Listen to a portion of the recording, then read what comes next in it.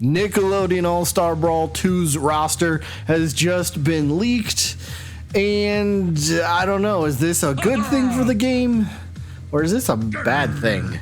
Let's discuss. So we're going to start with some of the bad things from that this leak ends up bringing to the players, to the fans, to the community, why this thing is actually really bad. But then we will end on some positive notes, because it's always better to end on some positivity. So up first, for the negative side of things, the leak itself actually ruins the fun of speculation for the base roster. Now hear me out, right? Super Smash Brothers, Multiverses, Nickelodeon All-Star Brawl, games like that, platform fighters, fighting games in general, one of the most fun things that the game provides before it's released is speculation of who's making the roster. Now that this leak is out, we know everything. At least the people that are actively searching out news for the stuff. Yeah, we have now been spoiled, and we now have over 2.5 months before the game's even released, barring any sort of delay. Hopefully not, but we no longer have that fun for speculation. Sure, we could turn our attention to DLC, but why are we talking about DLC before the game's even out? We should be talking about the game before the game is out, not the DLC that comes after, you know? Like, we'll talk about DLC a little bit more, but the fun of speculation for the base roster is completely out the window, so that kind of ruins that. Next thing I want to talk about is some of the selections that were made. We're going to specifically focus on the two Hey Arnold reps, Gerald, and I believe her name is Gertie, if I'm not mistaken, Arnold's grandmother. So you can kind of say, Hey Arnold is going to have 3 reps, because supposedly Helga should be returning. So is Hey Arnold even a series worth having 3 reps? You could debate that down in the comments. But if it does have 3 reps, why does it not have the main character? Now, some people can bring up the argument, isn't Arnold supposed to be a pacifist? Well, to that, I guess I can counter with, who remembers the episode where he takes and learns karate, and he actually uses those skills to beat up somebody? Here's a very brief synopsis of that episode if you don't know what I'm talking about. A fat young man approaches Arnold, and Arnold impulsively attacks him with his hands and feet, shredding the man's clothes. The man starts to cry and say he was just going to ask Arnold where the bus stop is before sadly walking away. People on the street who are watching get angry and yell at Arnold for attacking the man. So Arnold definitely has potential for a moveset, right? So why do we have 3 reps from a series that still does not have its main character? That could be a little head scratching. And then, I don't know, Arnold's grandmother, maybe this is just my personal opinion, but she's clearly going to be a meme pick for the game. But the fans, the community didn't even pick that.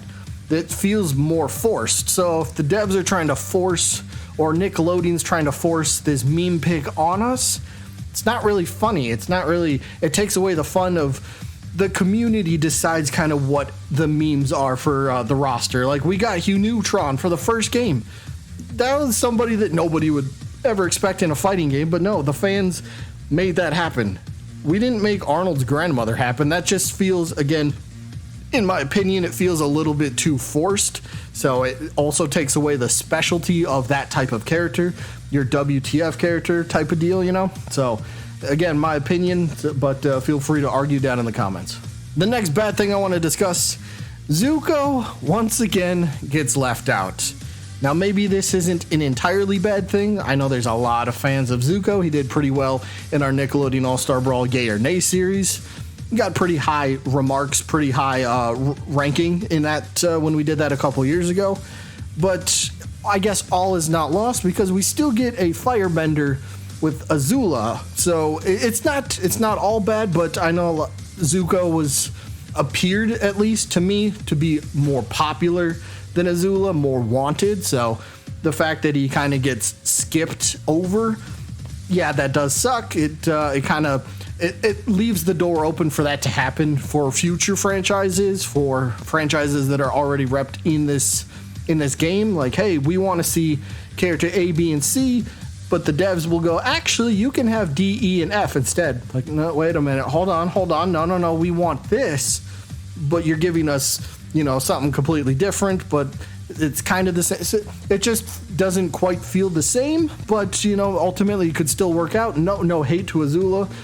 Got to give the characters a fair chance once the game comes out. Play as them, learn the character, just have fun with it. But yeah, again, another character that was highly requested, kind of getting passed over for somebody else in the same franchise. Yeah, that's kind of a bad thing. And the last negative thing that we're going to discuss here, no more base roster surprises. I mean, I guess this kind of ties in with the first point that we were discussing a little bit, but yeah, we have no speculation. They can't reveal unless this whole thing is not the entirety of the roster, but supposedly by the postings and everything, this is the rest of the roster. So no more surprises for base roster. Sucks. We could get a character reveal and we'll be like, oh yeah, I know that character is going to happen already. So it's just kind of, all right, well, we'll see what they look like. And then if they don't look good, because we'll start putting our own ideas of how the character should play in our heads. And if we don't see that in the gameplay, then we're going to be maybe a little disappointed. Like, oh, that's not how I thought they would look when they're being played. And maybe now I just don't even care about the character altogether. So no more surprises really does hurt the game. But maybe at least for the story mode, they still got a couple tricks up their sleeves. So hopefully, that can help balance things out. Now let's discuss the reasons why this leak is actually good. So up first, highly requested characters are being added to the game, such as El Tigre and the Angry Beavers. Now I will reference my Nickelodeon All-Star Brawl Yay or Nay series again, but it wasn't just that. It was, you could go on to any other YouTube videos that were doing their wish list. You will see these characters often or always be mentioned as wanted characters. You can go onto Reddit, Twitter, the official Discord, whatever it was. You will always see these characters' names pop up.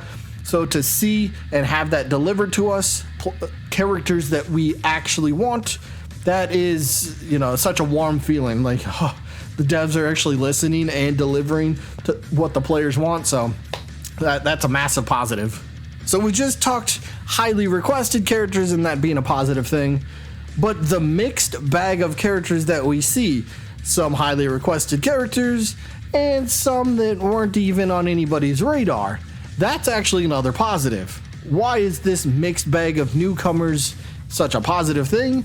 It's because it keeps us as players on our toes when it comes to expectations and wish list. As long as the character, I guess you could say, makes sense, as long as it's like a Nickelodeon character. Hell, it could even be mayonnaise from SpongeBob, Patrick asking about mayonnaise as an instrument. The devs could turn mayonnaise into the next meme pick. That would be, imagine that for DLC. They just reveal mayonnaise. I kind of want that to happen. But the mixed bag of characters really keeps us on our toes. So that way we don't have to keep talking about the same 5 characters over. Now we can pretty much bring up whoever and try to create somewhat of a moveset, and if we can do it, I'm sure the devs can come up with a little bit more, and it's just better for the community in general. Sticking with the mixed bag of characters, not only does it help, with the fans keeping us on our toes for expectations, but it also presents the players with even more unique play styles for an even wider option for the players to enjoy. Because let's face it, we don't all need 18 sword fighters in one game, right? We want to see something different. We want to see maybe a melee fighter and then a sword fighter, a magic user, maybe, I don't know, whatever else you want to throw in there. A healer, I don't know, could that work somehow? Sure, maybe. But we want to see different play styles. We want to see how they mash. We want to see how they mix. We want to see different. I don't want to see the same thing over and over, because then nothing feels special anymore. It just feels like, yeah, I've already had this. How about you try something different? So the mixed bag of characters giving us more unique play styles is definitely a positive. Next positive thing, more villains like Plankton and Ember McLean, for example. Okay, if you know me, I'm a huge fan of villains. So to see more come into the game, oh yeah, I mean, to me that's a massive positive. But I think even in general, to help balance the characters, now I'm not asking for a 50-50 split of 50% of the roster has to be good guys and 50% has to be bad guys. No, I like to see a little bit of bad guys. You know, take your good guy from show B and then take your bad guy from show C. Now you get to mix those two together and you're like, whoa, I never thought of good guy B taking on bad guy C. Like the matchups that it can create, so mouthwatering, so enjoyable. So more villains, yeah, I think that's a positive. So during the bad portion that we talked about a little bit earlier when we said the leak itself ruins speculation, which it does, and that is a massive negative for the game in general, massive negative for the players. But you know, it can turn into a positive, and by that I mean maybe by us now knowing the entire roster 2.5 months early, maybe that'll start helping the developers bring more wanted characters to the game. Seeing who we're discussing now can lead the devs to go, and yes, we now have an idea of at least a couple that we have to or should include. Not all 4 need to be highly requested characters. Throw in a fun pick. Again, throw in mayonnaise if you want to, but I'm just saying knowing the entire roster well ahead of when we should have can be a good thing, especially since they already announced the DLC. So yeah, I think that there's a little bit more good in all of this leak coming to light. Again, it does suck in some aspects, but it can be good as well. So I don't know. I guess it kind of depends on your point of view. So let me know what you guys think. Was this leak overall a good thing, or do you view this as a bad thing? I think I'm going to chalk it up to it's a little bit more good than bad. So yeah, either way, that is going to be it for this one. Hope you all enjoy, and I guess I'll see you when I'm looking at you.